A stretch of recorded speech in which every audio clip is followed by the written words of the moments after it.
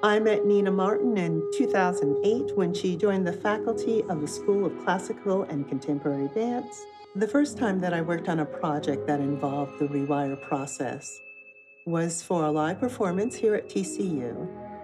ReWire is an improvisational movement practice that was created by Dr. Nina Martin. With ReWire, performers are more intrinsically involved with the cognitive process of movement.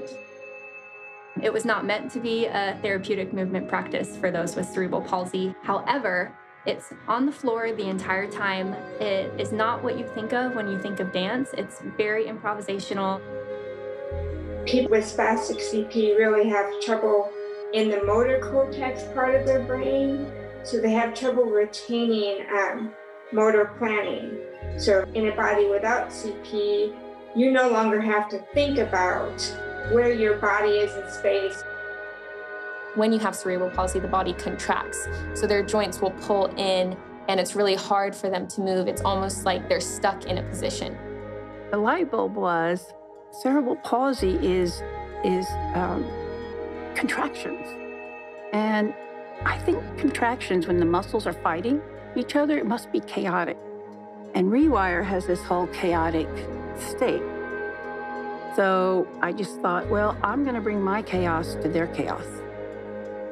The data we've collected so far is remarkably compelling. A person living with cerebral palsy before Nina's intervention might have, very limited movement. And after Nina's intervention, that movement actually opens up that angle. And to see this happen in real time is remarkable. And within the very first session, their bodies released and opened and expanded, and their spasms stopped, momentarily. It was really the first time that my body itself had agency to speak without my brain. I was like, whoa, I now have something in my own personal toolbox that when I'm feeling spastic, when I'm feeling tight, when I'm feeling anxious, I can do this and feel relief and feel empowered.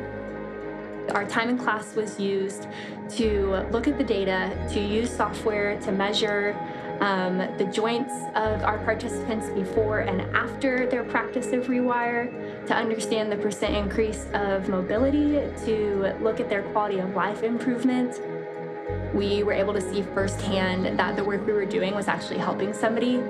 I think the challenge to interdisciplinary work is you need input from a lot of different perspectives. The effort was highly collaborative, with the experiments both designed, refined, and analyzed by all, regardless of background discipline. Our class had a lot of different experts in the room. So Amelia and I being our experts in dance, along with Dr. Nina Martin, and then Eric Simanek and our 2 other students who were pre-med in the room. From there, we then wrote a research paper involving our case study, looking at the data, and presented that paper at Harvard Medical School.